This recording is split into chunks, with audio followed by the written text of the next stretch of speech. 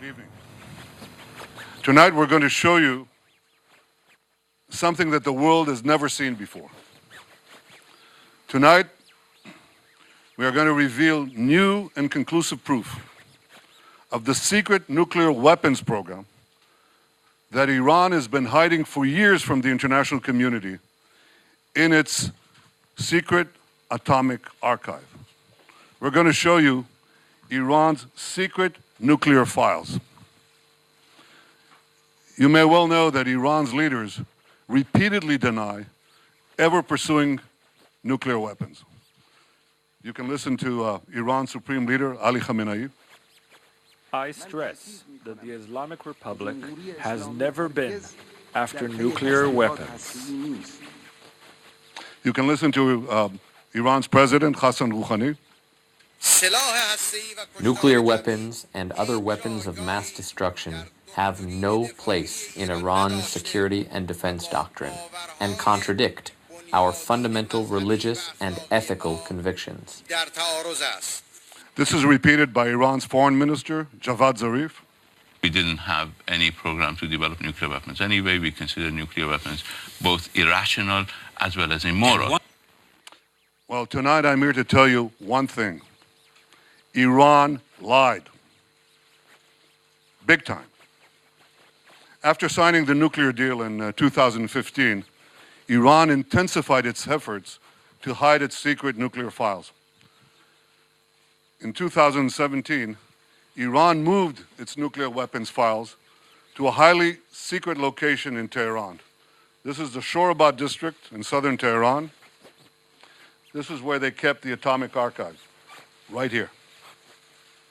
Few Iranians knew where it was, very few, and also a few Israelis. Now, from the outside, this was an innocent-looking compound. It looks like a dilapidated warehouse. But from the inside, it contained Iran's secret atomic archives locked in massive files. Actually, they're a little bigger than this, okay? A few weeks ago, in a great intelligence achievement, Israel obtained half a ton of the material inside these vaults. And here's what we got. 55,000 pages. Another 55,000 files on 183 CDs. Everything you're about to see is an exact copy of the original Iranian material. You may want to know where are the originals? Well, I can say they're now in a very safe place. Here's what the files included. Incriminating documents, incriminating charts, incriminating presentations, incriminating blueprints, incriminating photos, incriminating videos, and more. We've shared this material with the United States, and the United States can vouch for its authenticity. We will also share it with other countries, and we'll share it with the International Atomic Energy Agency. So let me tell you the history of this material. We've known for years that Iran had a secret nuclear weapons program called Project Ahmad. We can now prove that Project Ahmad was a comprehensive program to design, build, and test nuclear weapons.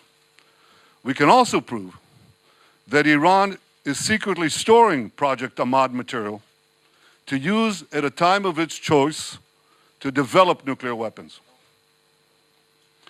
Here's what Project Ahmad's explicit goal was: creating nuclear weapons. This is an original Iranian presentation from these files.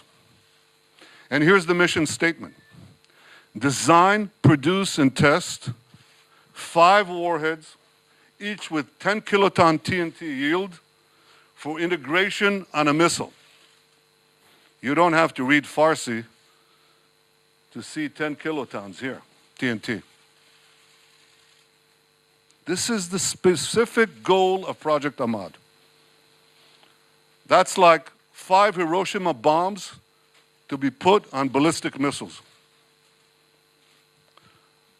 This is an original Iranian spreadsheet from the archives of Project Ahmad. Look at what it has here. Yellow cake production, centrifuge enrichment process, warhead project, simulation project, and test. And indeed, when we analyzed what's in these archives, we found that Project Ahmad had all the 5 elements, the 5 key elements of a nuclear weapons program. I want to take them one by one. First element is designing nuclear weapons. This is an original Iranian illustration of a weapon. Again, you don't have to read Farsi to understand this. This is U-235, that's enriched uranium, right here at the core. That's the only place where you find in the core enriched uranium. And here's an Iranian simulation, original Iranian simulation, putting all these components together. That's the first component. Second component, developing nuclear cores. Here's a photo showing the casting process and a cast metal core from the archives. And here's the secret underground facility the Iranians were building to produce nuclear cores. We have hundreds of documents for each of these components.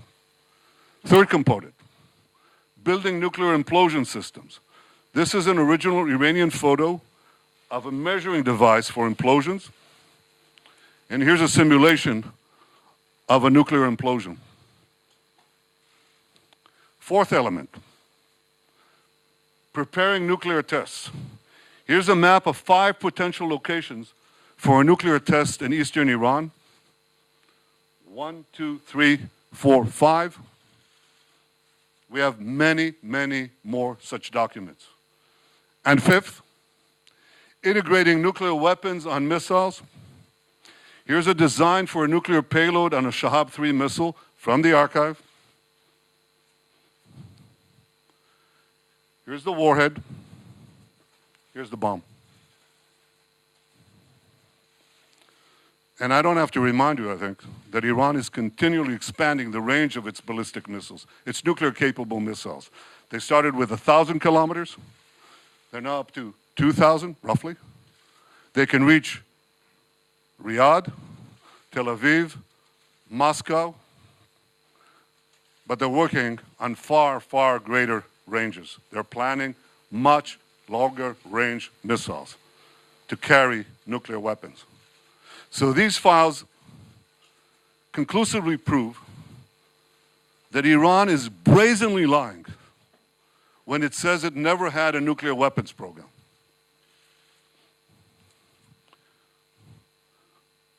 The files prove that. But here's what happened next. Iran was faced with mounting pressure in 2003. You remember that. That was following the Gulf War.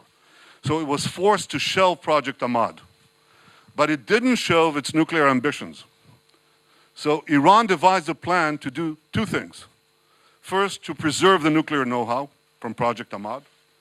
And second, to further develop its nuclear weapons-related capabilities.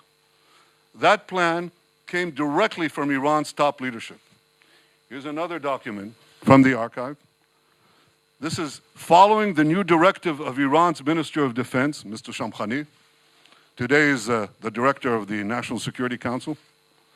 Following the new directive of Iran's Minister of Defense, the work would be split into 2 parts, covert and overt. A key part of the plan was to form new organizations to continue the work. This is how Dr. Mohsen Fakhrizadeh, head of Project Ahmad, put it. Remember that name, Fakhrizadeh. So here's his directive. It's right here. And he says, the general aim is to announce the closure of Project Ahmad, but then he adds, special activities, you know what that is, special activities will be carried out under the title of scientific know-how developments. And in fact, this is exactly what Iran proceeded to do. It continued this work in a series of organizations over the years. And today, in 2010, 2018, this work is carried out by Sapand. That's an organization inside Iran's defense ministry. And you will not be surprised to hear that Sapand is led by the same person who led Project Ahmad, Dr. Fakhrizadeh, and also, not coincidentally, many of Sapand's key personnel worked under Fakhrizadeh on Project Ahmad. So this atomic archive clearly shows that Iran planned at the highest levels to continue work related to nuclear weapons under different guises and using the same personnel. I want to give you another example of Iran's nuclear weapons-related activities that continued after Project Ahmad. You all remember the Fordow facility? Can you show that? Fordow uranium enrichment facility. This was a secret underground enrichment facility that the Iranians built under a mountain. You don't put thousands of centrifuges under a mountain to produce medical isotopes. You put them there for one reason: nuclear weapons, enrichment for nuclear weapons. But the files show that Fordow was designed from the get-go for nuclear weapons as part of Project Ahmad. Here's an original Iranian blueprint of Fordow. And what happened was that Iran continued to build Fordow years, secretly build it, years after Project Ahmad ended. Here's what it looks like. That's the entrance. It goes under a mountain. You also will not be surprised that Iran insisted on keeping Fordow. And amazingly, the nuclear deal enabled it to do it. It enabled it to do it, but this came with a hitch. Iran was required by the IAEA to come clean, by the nuclear deal, to come clean to the International Atomic Energy Agency about its nuclear program. This was an explicit condition for implementing the nuclear deal. Iran has to come clean. So in December 2015, the IAEA published its final assessment of what it called the military aspects of Iran's nuclear program. This is the report. This was Iran's chance to fully come clean to the IAEA. They could tell the truth. They could say, we had this program, the secret program, it's over, we shelved it, it doesn't exist, we destroyed the material. Here's what Iran actually told the IAEA. It said, Iran denied the existence of a coordinated program aimed at the development of a nuclear explosive device, and specifically denied, get this, specifically denied the existence of the Ahmad plan. The material proves otherwise, that Iran authorized, initiated, and funded Project Ahmad, a coordinated program aimed at the development of a nuclear explosive device. Here's another document from the archive. This is a master plan of Project Ahmad. Iran said to the IAEA, no work has been conducted with multi-point initiation.